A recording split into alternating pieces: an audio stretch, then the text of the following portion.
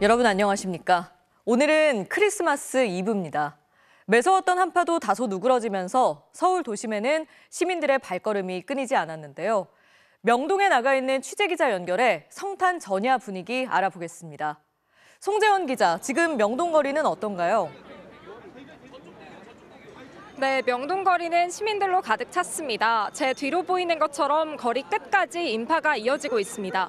날이 저물면서 화려한 조명들도 불을 밝혀 연말 분위기를 더하고 있습니다.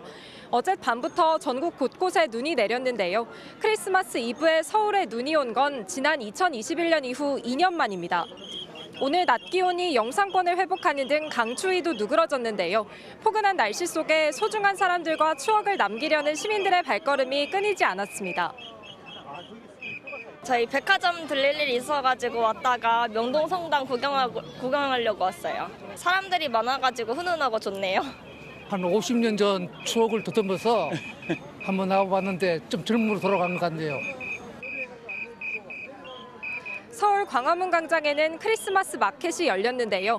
한가운데 대형 트리가 세워졌고요. 알록달록한 장식으로 꾸며진 체험 부스들이 들어섰습니다. 가족들끼리 크리스마스 분위기 좀 내보려고 트리 보러 나왔어요. 해가 지면 불 켜진다 그래가지고 그거 보려고 하고. 네, 이번 성탄절은 연휴가 또 긴 만큼 많은 인파가 몰릴 것 같은데요. 안전관리는 잘 되고 있습니까? 네, 지난해 명동 일대 노점상들은 혹시 모를 안전사고를 방지하기 위해 하루 동안 영업을 중단했었죠. 하지만 올해는 다시 문을 열었습니다. 이곳 명동거리에는 최대 8만 2천 명이 몰릴 거란 예측이 나왔는데요. 서울중구청은 직원 40여 명을 현장에 투입해 안전관리에 나섰습니다. 경찰도 만일의 사태에 대비하고 있는데요.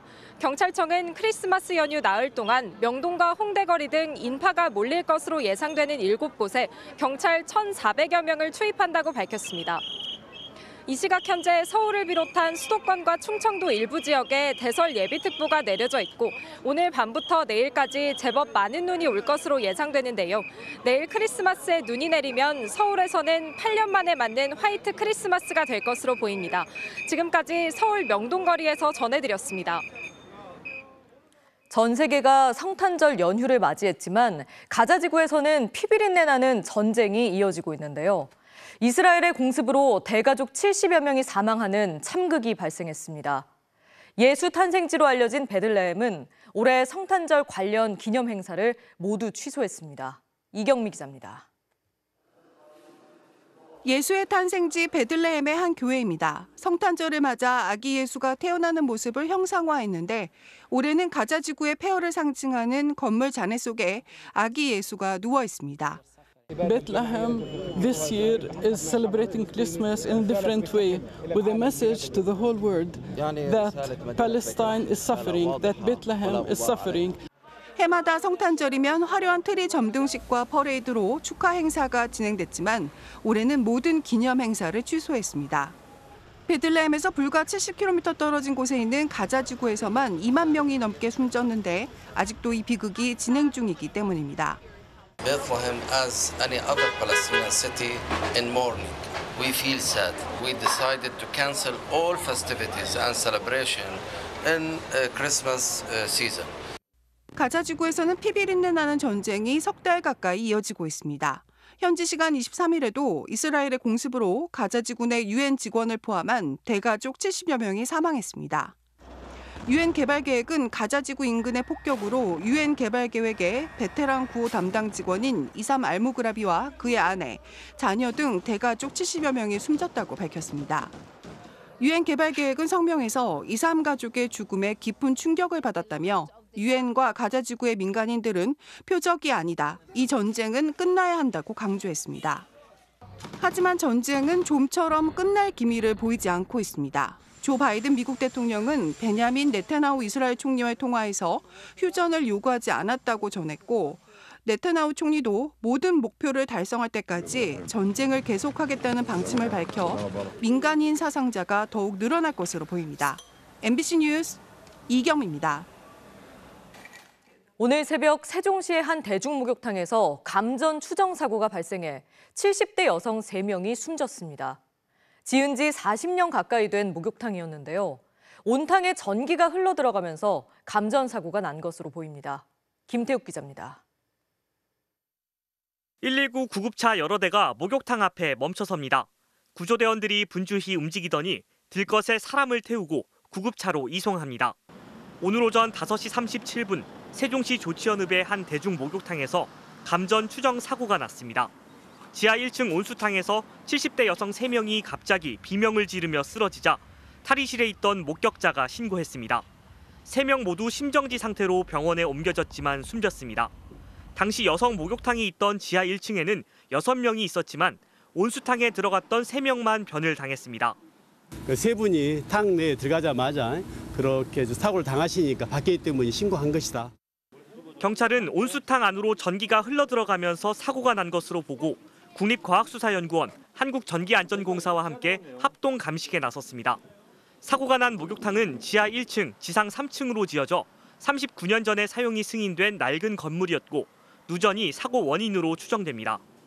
목욕탕 외벽에서부터 전선이 어지럽게 연결돼 있고 배전함 내부에는 녹이 잔뜩 쓸어 있는 모습입니다.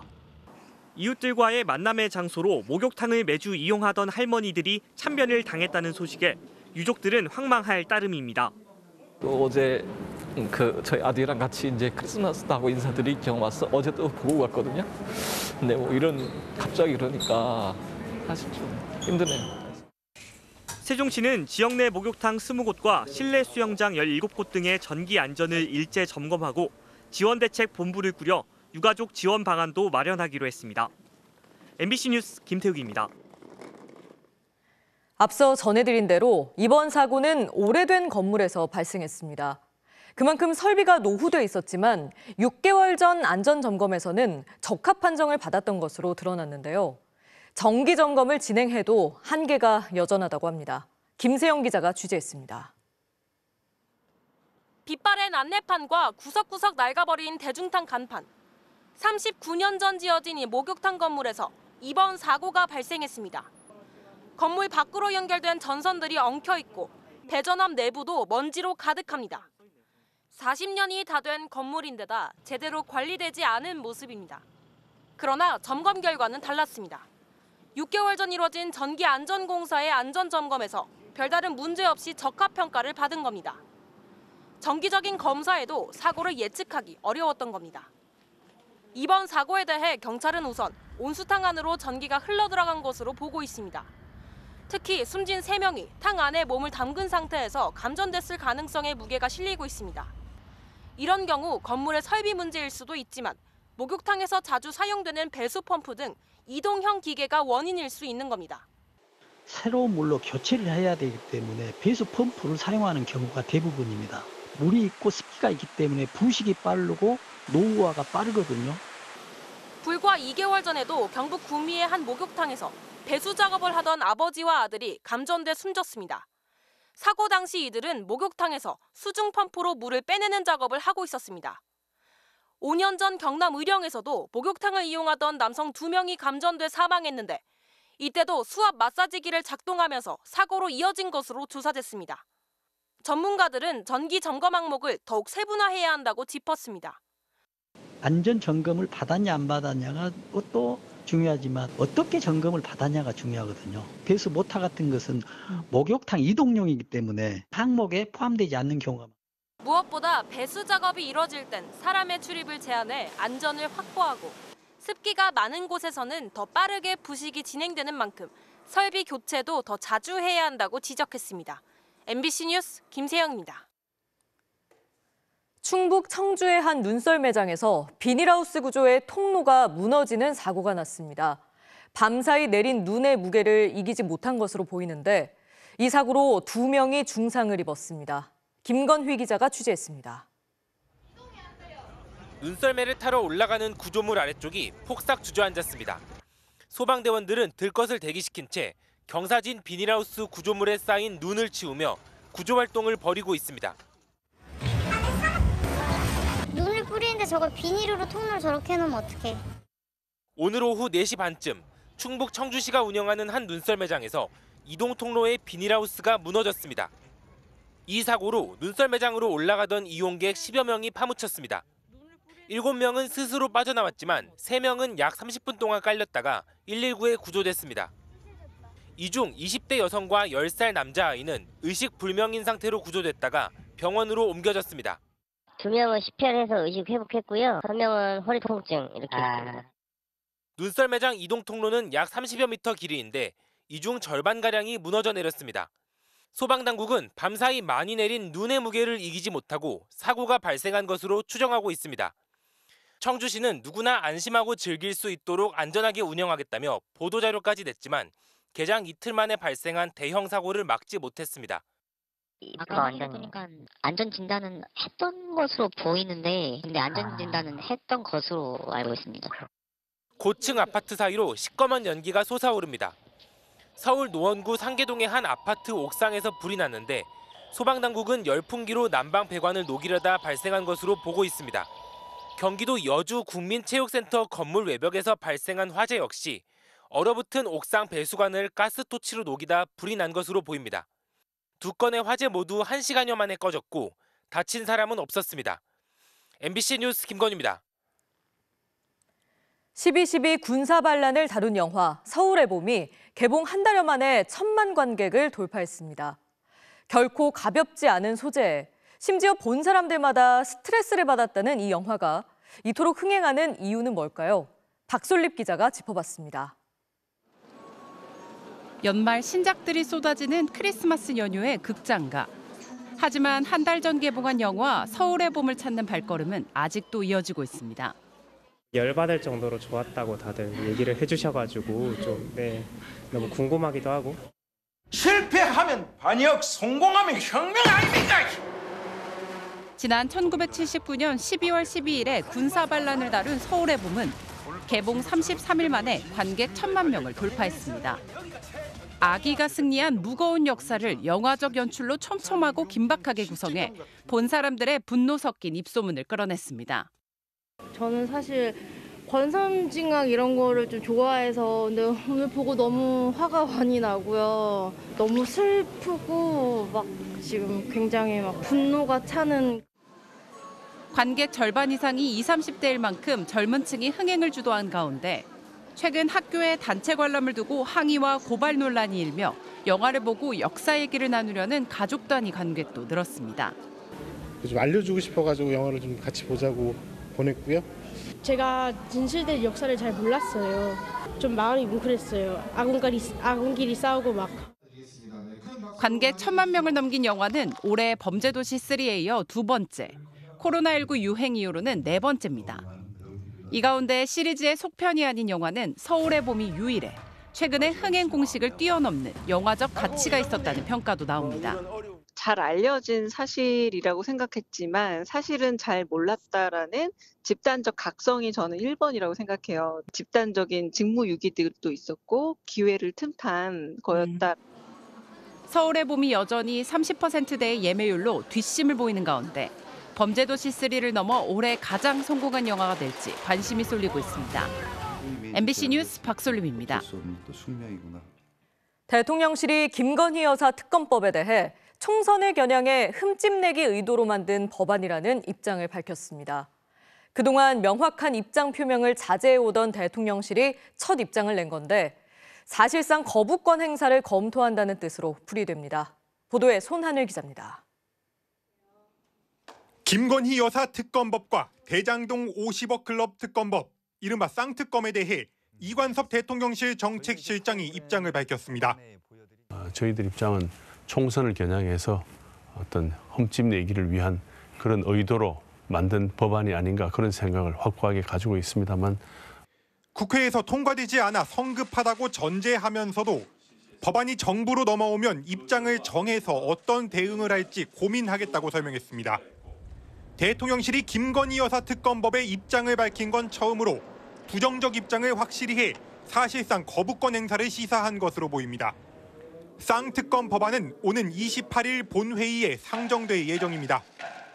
국민의힘은 오는 26일 한동훈 비대위원장을 공식 임명하고 오는 29일에는 위원 인선을 마치고 비대위가 공식 출범할 것으로 전망됩니다. 한동훈 비대위의 첫 시험대가 김건희 여사 특검인 셈입니다.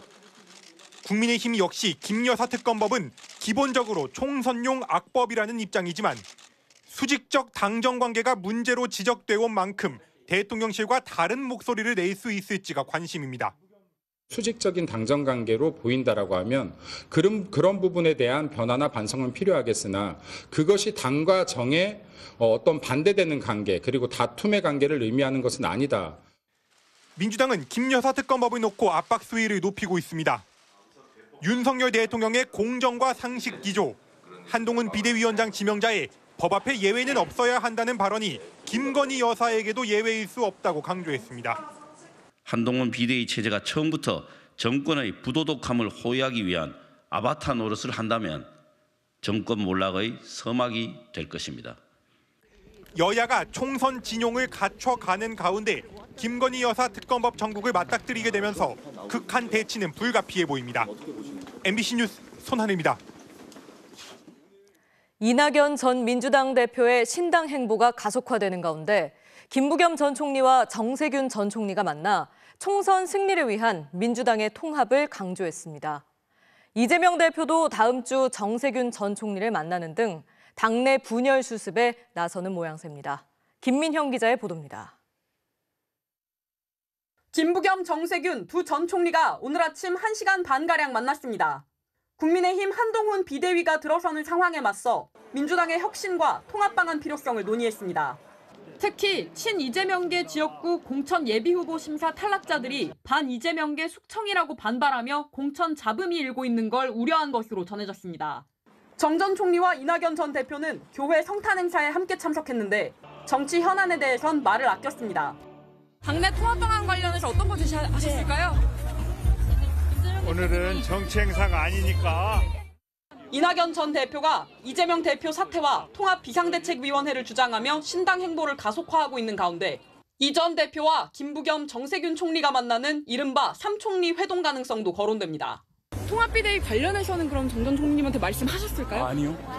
그런 얘기할 겨를이 없어. 기자들이 그 자리에 계셨는데. 비공개 자리에서 혹시 나누셨을까요? 없었어요. 당내 분열 상황에 대한 우려가 커지는 가운데 이재명 대표도 통합 행보에 나서고 있습니다. 지난 20일 김부겸 전 총리를 만나 총선을 위해 산이든 물이든 건너겠다며 통합 원칙을 밝힌 데 이어 오는 28일엔 정세균 전 총리와 만납니다. 이낙연 전 대표 회동도 조율 중이지만 양측의 입장차가 큰 것으로 전해졌습니다. 이 대표는 새해에 문재인 대통령과 권양숙 여사도 예방할 예정입니다. 관례적인 신년 인사를 넘어 정통성을 재확인받고 당내 단합을 강조하려는 행보로 풀이됩니다. MBC 뉴스 김민영입니다. 바다를 통해 밀입국하는 불법 이민자들로 골머리를 앓고 있는 영국이 새로운 반이민 정책을 추진하고 있습니다. 이른바 르완다 정책. 난민 심사 대상자들을 아예 아프리카로 보내겠다는 건데요. 문제는 없을까요? 임경아 기자가 취재했습니다. 영국과 프랑스 사이 약 30여 킬로미터 거리 영불 해협. 고무보트 한 대가 아슬아슬하게 떠 있습니다. 아프리카 수단에서 온 불법 이민자들입니다.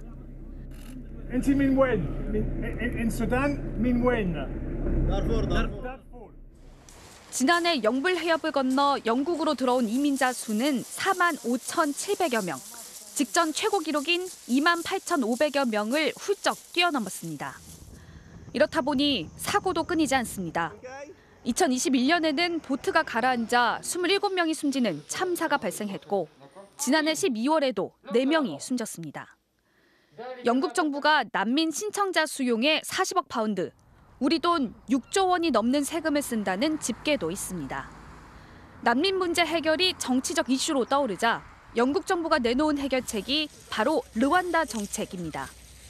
영국에 온 난민 신청자들을 6,400km 떨어진 아프리카 르완다로 보내 심사를 받게 한다는 겁니다. 이른바 밀어내기 방식으로 영국에 밀입국하는 난민 신청자 자체를 막아내겠다는 발상입니다.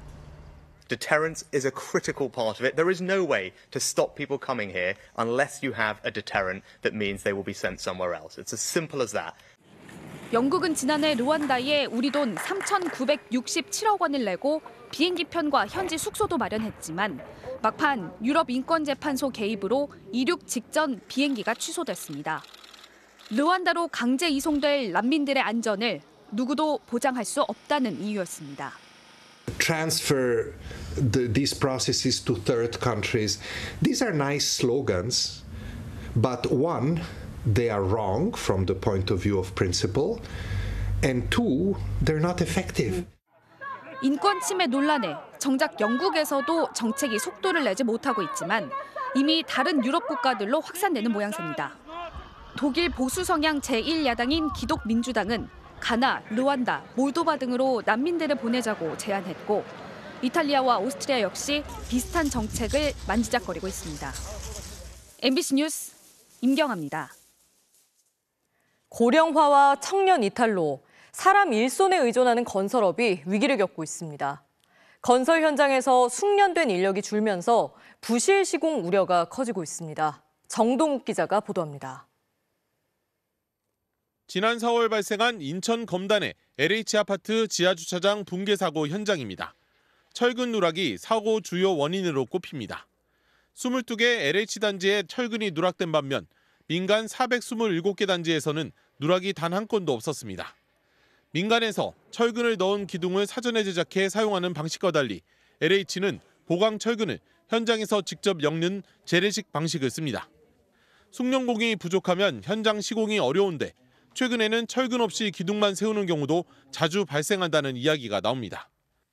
이렇게 하면 안 되잖아. 그러면 야, 덮으면 몰라. 이게 아주 현장에 아주 오래된 나쁜 관행이에요. 인력 부족은 건설 인력의 고령화와 함께 청년 이탈 현상이 심화되고 있기 때문입니다. 내년의 경우 17만 명 넘게 인력이 부족한데 건설 현장 전체의 20%가 60대 이상 고령인 만큼 인력 부족은 더욱 심화될 전망입니다. 정부는 인력 부족이 부실 공사를 유발하는 만큼 현장 인력 최소화를 중장기적인 목표로 삼고 있습니다. 특히 전체 공사비에서 사전 제작 구조물의 비용이 차지하는 비율을 이른바 사전 제작같이 PMB로 명문화한 영국 사례를 집중 검토하고 있습니다. 모듈러 등 규격화된 사전 제작 방식을 점차 확대하겠다는 것입니다. 위험한 현장과 함께 단순 작업 공정에는 사람 대신 건설용 로봇 도입도 적극적으로 추진하기로 했습니다. 신기술이고 초기에 비용이 좀 많이 드는 부분이 있다 보니까 공공에서 먼저 선도해서 민간으로 확산하는. 당장은 외국인 인력 전문화와 현장 감독 강화 같은 대책이 시급하다는 지적도 있습니다. 커뮤니케이션이 잘 안 되거든요. 사전에 공사에 대한 기본적인 지식이나 소양은 교육을 시키고 현장에 내보내는 것이. 또 설계와 감리만 체계화할 것이 아니라 시공자가 자체 검수와 책임 시공이 가능하도록 전문성을 높여야 한다는 의견도 나옵니다. MBC 뉴스 정동욱입니다. 폭설과 한파가 집중됐던 강원도에서는 야생동물들이 힘든 시간을 보내고 있습니다. 산속 깊이 사는 멸종위기종 사냥들이 먹이를 구하기 어려워지자 도로까지 내려오는 일이 잦아지고 있습니다. 이준호 기자가 동행 취재했습니다. 새하얀 눈으로 뒤덮인 강원도 구룡령 옛길. 사냥 2마리가 도로가 산비탈에 내려와 주위를 두리번거립니다. 같은 날 설악산에서 내려온 것으로 보이는 사냥이 마른 풀을 뜯어먹고 있는 모습이 포착됐습니다. 깊은 산속에 사는 사냥이 도로가까지 내려온 건 폭설 때문에 먹이를 찾는 게 힘들어졌기 때문으로 추정됩니다. 해가 좀 든 곳이 이제 건초가 좀 있었거든요. 풀을 되새김질하고 있더라고요. 한국사냥보호협회에 따르면 최근 2달 새 강원도에서 폐사한 천연기념물 사냥은 모두 9마리. 지난해 같은 기간에 비해 4배 이상 많이 죽은 겁니다. 급한 대로 사냥보호단체 회원들이 먹이를 짊어지고 눈 덮인 산을 올라 사냥 먹이를 주고 있습니다. 지게로 건초를 메고 해발 500m까지 올랐는데요. 이곳은 사냥의 주요 서식지인데 먹이를 지금 풀어놓겠습니다. 보호단체는 15년 넘게 야생동물 먹이 주기를 이어오고 있습니다. 높은 곳에서 서식을 하고 있다 보니까 먹을 곳이 없어요. 겨울이 잘 나도록 무사히 나도록 기원하면서 올해 또 건초를 주게 됐습니다. 하지만 보호단체 회원들이 대부분 환갑을 넘긴 고령이어서 보호 활동도 쉬운 일이 아닙니다. 체력적인 것이 문제가 되고 눈이 오고 이럴 적에 우리들이 행사를 많이 하고 그다음에 줄 가는데 아무래도 길이 좀 미끄럽고 많이 좀 힘들어요. 문화재청이 지난 2007년부터 본격적인 사냥 복원 사업을 시작한 가운데 2020년 기준 1,200여 마리의 사냥이 생존해 있는 것으로 추정됩니다. MBC 뉴스 이준호입니다. 일본 수산청은 규슈 남서부의 일본 배타적 경제수역에서 허가 없이 조업했다며 한국 어선을 납포하고 선장 김모 씨를 체포했다고 발표했습니다. 수산청은 납포된 한국 어선이 어제 나가사키현 고토시 메시마 등대에서 남쪽으로 약 220km 떨어진 곳에서 조업했다고 밝혔습니다. 이 어선은 44톤 규모로 11명이 타고 있었으며 교도통신은 선장 김 씨가 혐의 인정 여부를 밝히지 않았다고 전했습니다. 프로농구에서 KCC가 LG를 물리치고 파죽의 6연승을 달렸습니다. 허웅과 라거나 선수가 52점을 합작했습니다. 크리스마스 이브를 맞아 창원체육관의 5,700여 석이 팬들로 가득 찼는데요. 한국 시리즈 MVP인 LG 트윈스 오지환 선수가 같은 LG 그룹팀인 농구 선수들을 응원하기 위해 경기장을 찾았습니다. 과연 좋은 기운을 이어받았을까요? LG는 이관희 선수가 정확한 석점포를 잇따라 성공시키며 홈팬들을 열광시켰고 KCC는 최준용 선수가 LG 선수들의 슛을 연거푸 가로막으며 원정 팬들을 즐겁게 했습니다. 올스타 팬 투표 1위 허웅은 3쿼터 종료 직전 버저비터까지 성공시켜 경기장 열기를 더욱 뜨겁게 했는데요. 승부는 4쿼터 막판에 갈렸습니다. KCC 라거나가 시원한 덩크를 내리꽂으며 기세를 올렸고 허웅은 레이업 슛으로 쐐기를 박으며 LG의 거센 추격에 찬물을 끼얹었습니다. KCC는 6연승을 달리며 상위권 싸움에 불을 붙였습니다. KT는 정관장과의 경기에서 전반에 이미 60점을 돌파하는 폭발적인 득점력을 자랑하며 대승을 거뒀습니다. 외국인 선수 베스는 화끈한 덩크슛을 앞세워 자신의 두 번째 트리플 더블을 기록했습니다. 현대모비스는 15득점 7어시스트를 기록한 신인 박무빈의 활약을 앞세워 손호를 꺾고 2연승을 기록했습니다. 프로배구 흥국생명 김연경 선수, 오늘 6천여만 원 관중 앞에서 강한 승부욕을 드러냈는데요. 22점을 올리며 팀의 연패 탈출에 앞장섰습니다. 일요일 밤 스포츠 뉴스였습니다.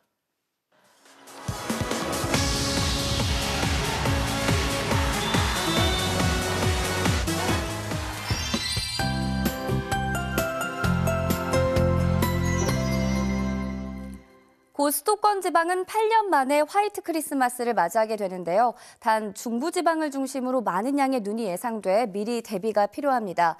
현재 레이더 영상을 보시면 서쪽에 보이는 눈구름대가 들어와 차츰 수도권과 충남 지방부터 다시 눈이 내리기 시작을 하겠고요. 내일까지 경기 남부에 최대 10cm 이상, 서울과 인천, 충청 북부로도 많게는 7cm가량 펑펑 쏟아져 대설특보도 내려지겠습니다. 그 외 내륙 지방도 1에서 최대 5cm 안팎 내려 미끄러운 곳이 많으니까 조심해서 이동을 하셔야겠습니다. 당분간 추위가 심하지는 않겠지만 다시 미세먼지가 짙어질 모양새입니다. 차츰 스모그가 유입돼 내일 서쪽 지방을 중심으로 미세먼지 농도가 나쁨 수준까지 오르겠고요. 이후로도 주 후반까지 유입과 정체를 반복할 것으로 보여서 호흡기 관리 신경 쓰셔야겠습니다. 내일 눈은 오전이면 대부분 그치겠지만 경기 남부와 충청 북부는 오후까지도 이어지겠습니다.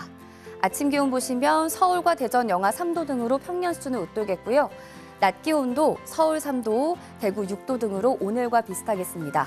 올해 마지막 날까지도 서울의 낮 기온이 영상권을 유지할 전망입니다. 날씨였습니다. 12월 24일 일요일 뉴스데스크 여기서 마칩니다. 저는 다음 주말에 다시 찾아뵙겠습니다. 고맙습니다.